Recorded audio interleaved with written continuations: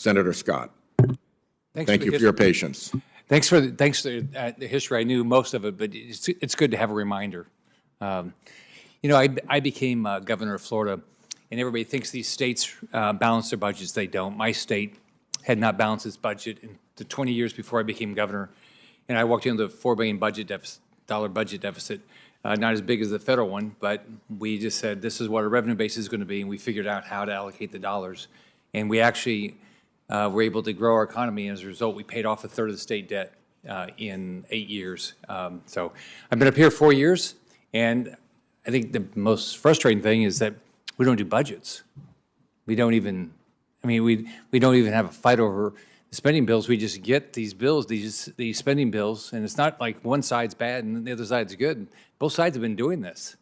And then we just get it, like I think what Senator Marshall is, it's not just that bill, but all these things.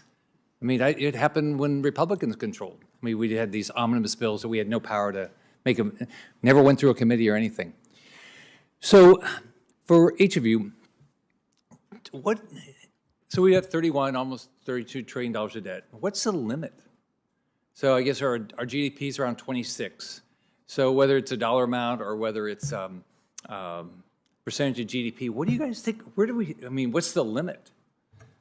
In my experience, at least, is that when we raise taxes, we never get the revenues. Mm-hmm. So, because I want everybody to pay their fair share and figure out how to balance this, but we never get the revenues. We ever say, and the other people say, well, if we do this, we're going to save money. We never get the savings either. So, what do you guys think the limit is? Maybe we just go this way. Sure, I'll start. Thank you, Senator. Many of us have been calling for this to be a problem for years, and I think one day I'm going to be right. I'm just not sure when that day comes. But I'll tell you now where I think it's going to happen is 2033, because that's when the Social Security Retirement Trust Fund becomes depleted. And that's when, if no action is taken by Congress, we're going to have to borrow $350 billion a year to make up the difference in general revenue shortfalls if we don't raise taxes or cut benefits, which I don't think Congress will do at the last minute.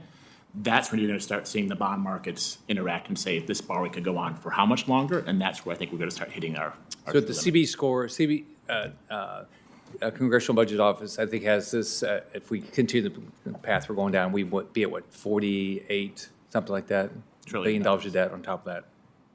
What about you? Yeah, I think once the debt gets up to 150 to 200% of GDP, you're really in rare territory with the global economy and with the experience of other countries. Just to put a number on it, imagine we get to 200% of GDP and we have a 5% interest rate. You're paying 10% of GDP in interest. Well, if revenues are usually, 17, 18, 19% of GDP, you're in rough shape if the majority of your revenue is just paying interest. So you don't want to get to that point. The bond market may cut you off before you get there, but even if they don't, you don't want to be paying 10% of GDP just in interest. So I'm the lawyer, not the economist, so I'm going to defer to my colleagues here. I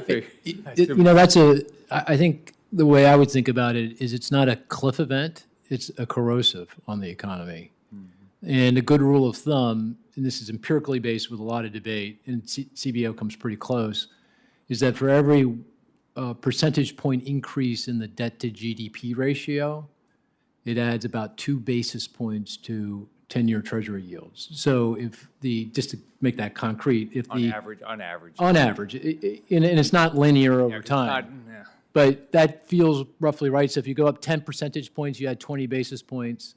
But if you do the arithmetic here, obviously the corrosive it undermines the economy, out in the long run. So we clearly have to change this. So let me ask you another question. We're at, I guess we're a little over 6 times debt to what we're anticipate we'll collect in revenues, right? How much of your net worth would you invest in a company like that? So how many of you are buying 30-year treasuries right now? Anybody? Anybody buying 3-year? Not 30-year. What would you buy? I have great faith in you. That you will resolve this and that the U.S. will remain the... I'm hopeful. No, I would invest. And by the way, so does the rest of the world. We still are the AAA credit on the planet. Money comes here when times are tough, and that's because when times are tough, we ultimately do the right thing. It does say something when nobody's sitting here saying they would buy 30-year treasuries. Because we're supposed to be the safest investment in the world. And a lot of money is held right now in cash, sir, which is paying a good interest rate for money market funds. I'd say a lot of people are buying U.S. Treasury debt at this point. But now now I will say this, if you look at short yields on short-term Treasury securities, 1 month, 3 month, you can see the yields are now rising and falling based on when investors think it's possible that we do default on the debt. So the idea that people don't think we're going to default, that's slowly breaking down here. At some point, it's going to become a problem. And I would add China and Supposedly Japan worse than any time in our history. Yeah, I mean, you look at 1 month versus 3 month Treasury, it's a beautiful chart. You should take a look at it. I mean, in fact, it's in my written testimony. It's unprecedented. So investors, and then you can look at Treasury security yields by day, and people are now looking at, when receipts are coming in, when expenditures are going out, and they can say, oh, on this day, it's the most likely day that the Treasury is going to run out of cash, and therefore I'm not going to get paid. It's probably positive. People are getting engaged. Right? It's absolutely critical that they get engaged. Thanks. Thank you, Senator Scott.